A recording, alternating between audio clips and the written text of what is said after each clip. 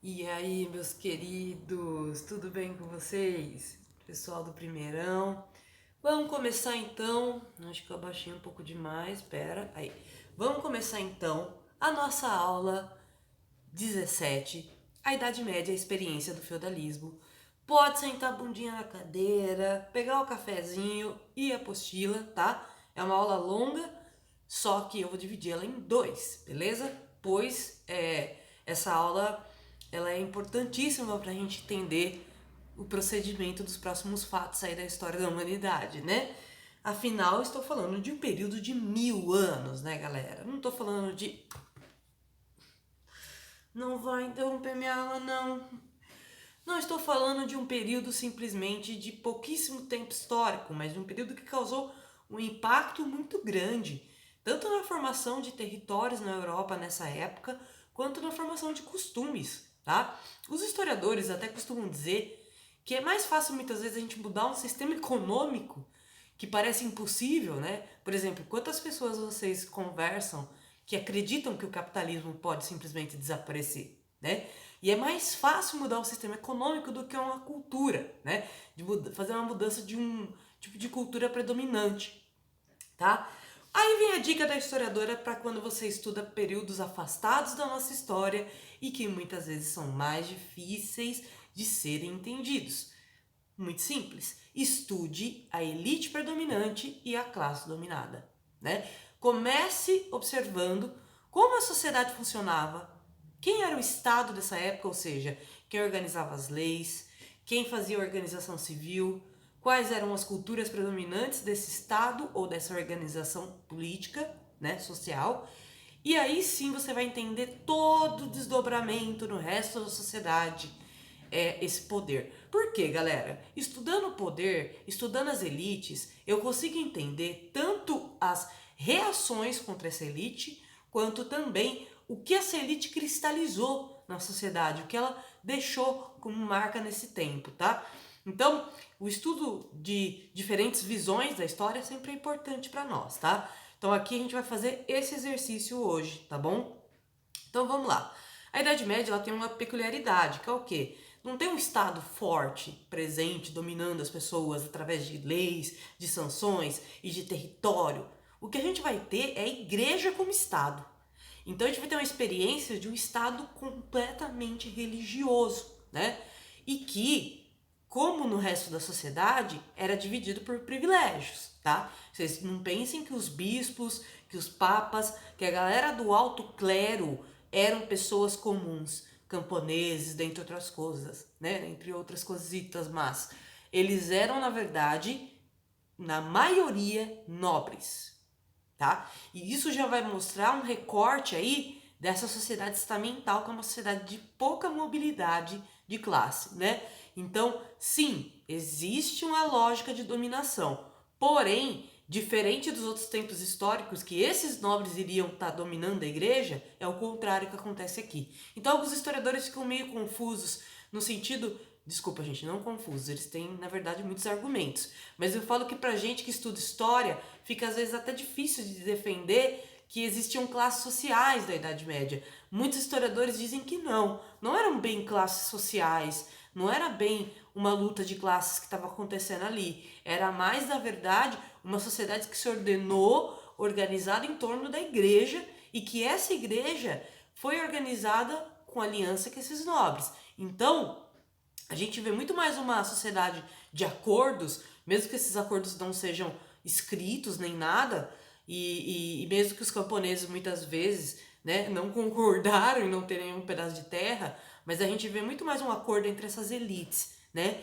Tanto a elite da igreja quanto os nobres, e eles basicamente controlando a sociedade através da religiosidade e do domínio sobre a terra, tá bom? Então aqui é menos complexo, parece, que um Estado, mas é mais complexo quando você vai para uma visão de como controlava essa sociedade, como que funcionava esse controle, tá? É claro que, apesar de não ser o Estado, isso não significa que não teve o uso da força, tá? Teve o uso da força também, tanto que as inquisições vão ser um exemplo disso, tá? Quem pensa que na Inquisição só queimou bruxa, tá, assim, redondamente enganado. A maioria das pessoas que foram queimadas das Santas Inquisições que era um verdadeiro festival de terror. Não é à toa que muitos jogos de terror e filmes pegam os horrores dessa época, muitas vezes, e ilustram, né, nas cenas ou no jogo, porque realmente era uma coisa assustadora, né, essa caça às bruxas, mas a gente tem que entender que a caça às bruxas foi uma maneira de controle social.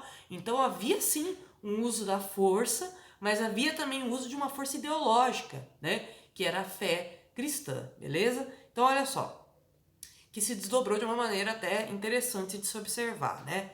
Então, a organização econômica, boa parte das mudanças da Idade Média se deram pelos saqueamentos, medo de serem, né, saqueados, a tentativa de autossuficiência do feudo em produzir o essencial. Então, uma sociedade que se fechou dentro de uma propriedade de terra, né, e se fechou tanto, que o único contato que eles tinham eram comerciantes itinerantes. O que é itinerante? É tipo uma coisa que não fica num lugar só, né? Que vai passando de cidade para cidade. Então, esses comerciantes itinerantes eram o único contato que eles tinham com certas especiarias que não eram produzidas no feudo, tais como mel, importantíssimo para adoçar as coisas, né? O mel era também importante para os chazinhos das curandeiras da vida, né?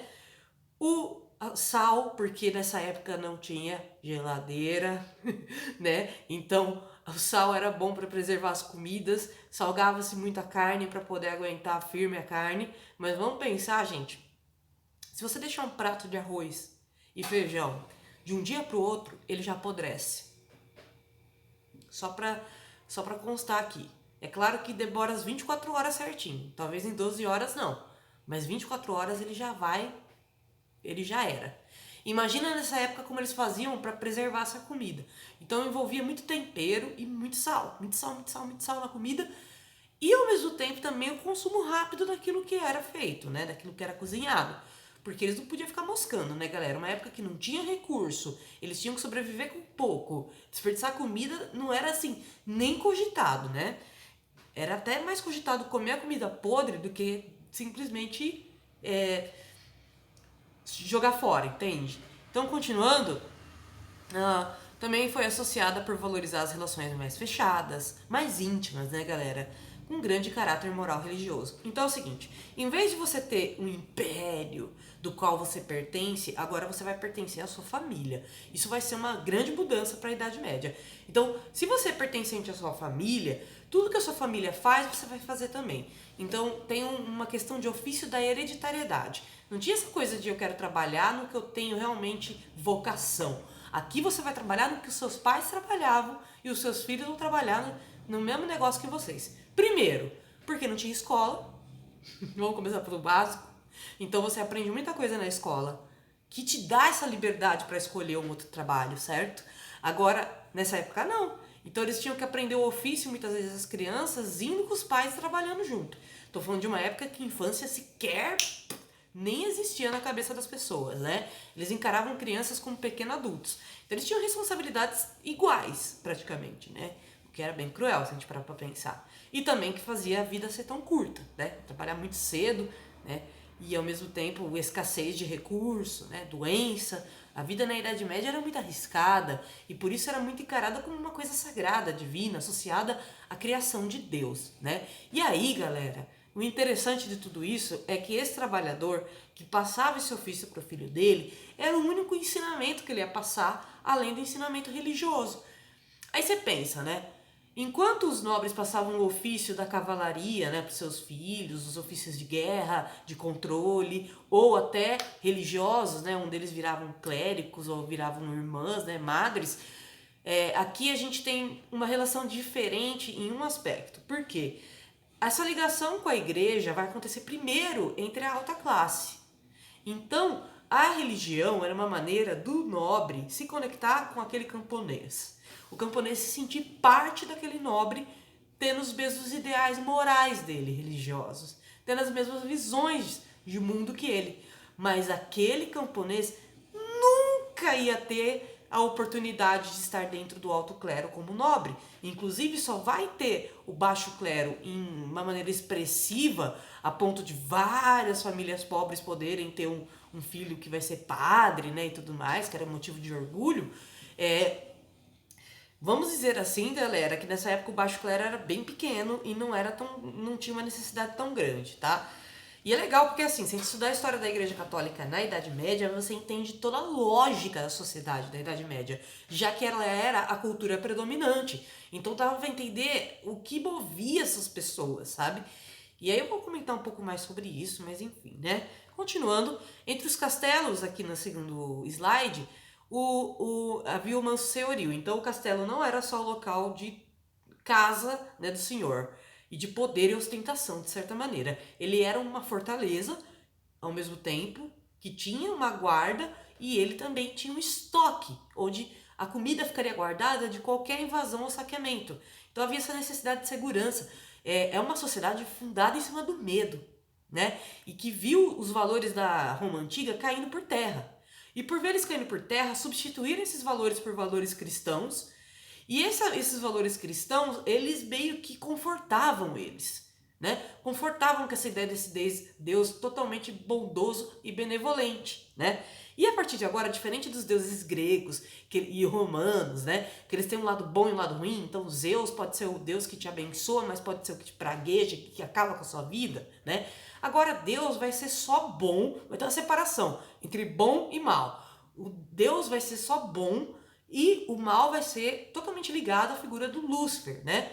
E pensando bem, assim, como foi construída essa figura do Lúcifer? Uma figura intransigente, que causou o caos, né? Numa época que as pessoas estavam buscando sair daquela situação caótica da queda do Império Romano, a associação de caos e coisa ruim, né? Foi muito fácil, foi tipo rapidinho, né? Enquanto a associação de benevolência e de um pai, uma figura paterna, que vai te proteger e que vai te proteger de tudo, né? Ela vai ser muito predominante. Tanto que, gente, o Freud tem vários estudos sobre isso, tá? De como as pessoas, quando se sentem inseguras, se agarram a essa figura paterna de Deus como uma forma de voltarem à infância e se sentirem protegidas, né? É um efeito psíquico, tá? Então, isso vai acontecer também nesse período, tá? E aí, continuando, a terra, então, que era a principal fonte, né, de riqueza do feudo, era dividida em manso senhorio, onde eram as terras do senhor feudal, que eram divididas em três, porque tinha rotação, né, de culturas, então uma parte da terra ficava descansando, enquanto as outras eram cultivadas, depois uma dessas duas ia ficar descansando, enquanto as outras seriam cultivadas, porque eles tinham muito medo de esgotar a terra. E não era nem uma possibilidade de esgotar a terra. Uma vez que eles construíram castelo, muralha, simplesmente ter que sair dali não era uma opção, tá? E aí a gente tem uma servil, que vai ser o local onde os servos vão poder usufruir da terra, né? Isso que vai fazer a relação de servidão. O servo vai, em troca da sua liberdade, servir o senhor feudal através de vários impostos, né, que ele vai impor para esse servo, e em troca disso ele vai ter um pedaço de terra. Em comparação com a escravidão romana, muito melhor. Porém, ainda não o suficiente, né? Tanto que vai ter algumas revoltas camponesas mais pra frente, tá, galera? Eles não ganhavam salário, porque o dinheiro caiu em desuso. Não tinha nem lógica deles ganharem salário, tá, pessoal? E o manso comunal, que eram os bosques, eram as florestas, eram os locais que eram considerados da natureza. E por isso, apesar do senhor feudal ter influência sobre aquele espaço, não se tinha o hábito de fazer alterações nele muito bruscas. No máximo, uma criação de coelhos, uma caça, né, que eles às vezes liberavam para caçar, porque nessa época da Idade Média não tinha esporte, por exemplo, como futebol, nem nada disso. Então eles encaravam a caça como um esporte, mesmo que hoje a gente olhe isso como uma coisa tenebrosa, e inclusive hoje é completamente desnecessária, né? Mas naquela época era visto como esporte, tá? Então, a servidão vai ser muito parecida com o colonato romano, porque no colonato romano você literalmente fazia o mesmo, você ia para a terra de um patrício, né? Você servia esse patrício em determinados dias da semana em troca de poder usufruir daquela terra. Então, nada disso veio como uma coisa totalmente revolucionária. Como vocês podem ver, eles foram pegando um pouquinho da cultura romana, um pouquinho da cultura germânica, um pouquinho da cultura de outros povos pagãos e foram fazendo aquela maçaroca que foi virando a cultura medieval, tá bom? Por isso que vai ser bizarro quando eles vão começar a perseguir os pagãos também na Inquisição, né? Porque eles copiaram muitas coisas dos pagãos, né? E é até engraçado isso, porque também vai ter muito cristão que vai ser perseguido, né? Então não é só pagão. Então, ó, a servidão então funcionava como uma troca pela força de trabalho e lealdade, né? Do camponês com o nobre. Em troca, ele tinha que fazer umas coisas que chamavam obrigações. Acho engraçado que a origem dessa palavra vem disso, né? Tipo, não é mais do que a sua obrigação, né? E como eles tinham esses privilégios, entre aspas, de serem protegidos, de ter um pedaço de terra, né? Eles tinham essas obrigações, que era a primeira, a corveia, que era o trabalho obrigatório no manso senhorio. Isso que garantia o seu pedacinho de terra, isso que garantia a sua casinha lá, tá? Tanto que eles chamavam a casa de corveia também. A talha, que era a parte da produção do manso servil, ou seja, o que você produzia na sua casa, o que você produzia no seu pedacinho de terra, você também tinha que dar uma parte pro senhor feudal. Então você não ficava com 100% daquilo, tá? Em troca de proteção militar, também tinha isso. Você podia optar? Depende do feudo. Mas ninguém iria optar por perder a segurança militar numa época dessa, né, galera? E as banalidades, que era a porcentagem em troca do uso de equipamentos, como moinhos. Então, se eu plantasse trigo ou algum tipo de cereal, eu não ia ter onde moer esse trigo. Então, eu tinha que usar um moinho hidráulico, né, do senhor feudal. Então, eu ia lá, usava e isso não era de graça. Isso também parece muito com o sistema colonato romano, né, que tudo que você usa na propriedade do romano, você paga, né? Tipo, respirou, pagou. Paga com produto nesse caso, né? Ou até os fornos de açapão, coisas assim. Objetos que eram, às vezes, que só o senhor feudal tinha acesso. Até porque vale lembrar que o manso do senhor, o manso senhorio, ele ficava na fonte nas nascentes, assim, né? Dos rios do feudo. Então eles controlavam até o fluxo de água do feudo. Até isso, muitas vezes, podia ser incluído nas banalidades, tá, meus queridos? Então, continuando, a sociedade, então, vai ter uma queda de consumo ocasionada pelas guerras e invasões e o fim do comércio, certo? Isso vai ser preenchido pela fé. Então, quanto menos material, mais a fé cristã vai entrando na pessoa, justamente para combater essa ideia de materialidade, como se nada do que você tem de fato simboliza algo nos olhos de Deus, somente a sua alma que vai ser julgada. Então, daqui da terra você não leva nada, né? É claro que isso vai virar uma super contradição, porque a igreja vai ficar muito rica em pouco tempo. Então vai ter uma hora que o próprio cristão vai falar, peraí, né? Que nem o Lutero, por exemplo, fez.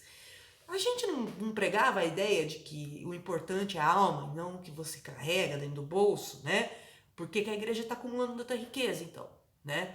Então vai criar uma tensão dentro da própria igreja isso, mas isso vai ser só na Baixa Idade Média. Até então, não era tão aplicável isso, tá?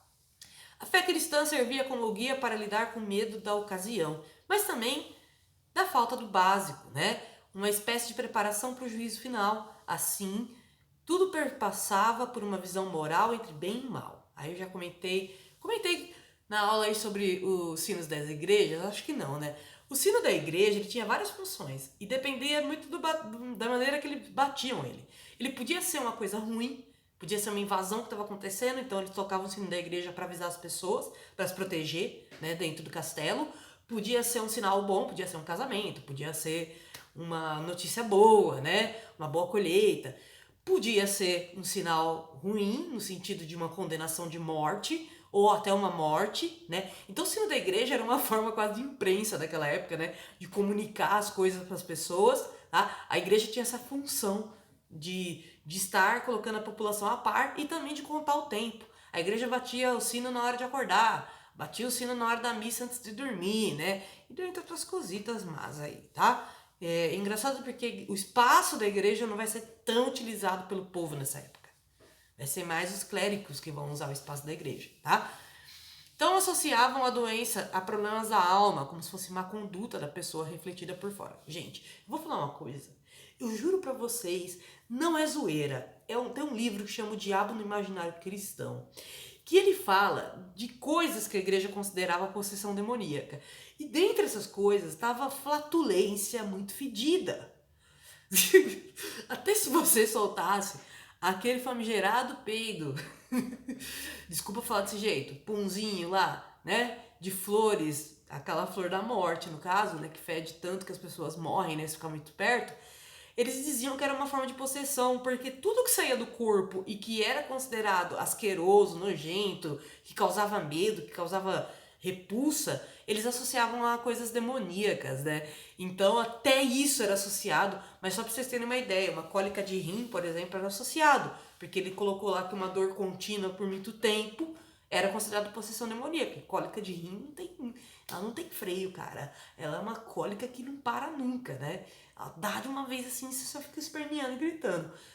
Outras coisas eram consideradas possessões demoníacas, mas são coisas que mais na modernidade vão ser consideradas possessões, né? Que é mais na modernidade que a igreja começa a fazer os exorcismos, né? Dentre outras coisas. Porém, nessa época, meus queridos, era considerado, por exemplo, um leproso era considerado um pecaminoso, né? Uma pessoa que estava pecando demais e que a alma estava refletindo, né? E o leproso é aquela pessoa que qualquer doença que desse na pele, que estourasse ferida, eles consideravam que era uma forma de pagamento dos pecados, né? Tinha muito essa visão religiosa de tudo, das doenças, da sociedade. A sociedade era a tríade, né? A igreja, o cavaleiro o nobre e os camponeses. Aí vai lá, Deus, Maria e José e os arcanjos, né? Aí tem a outra tríade, que é a tríade de rotatividade. O manso que está parado, aí os outros que estão produzidos, os outros dois. Tudo baseado em três, né? Tudo baseado nessa ordem divina. Uma sociedade organizada pela igreja, né, meus queridos?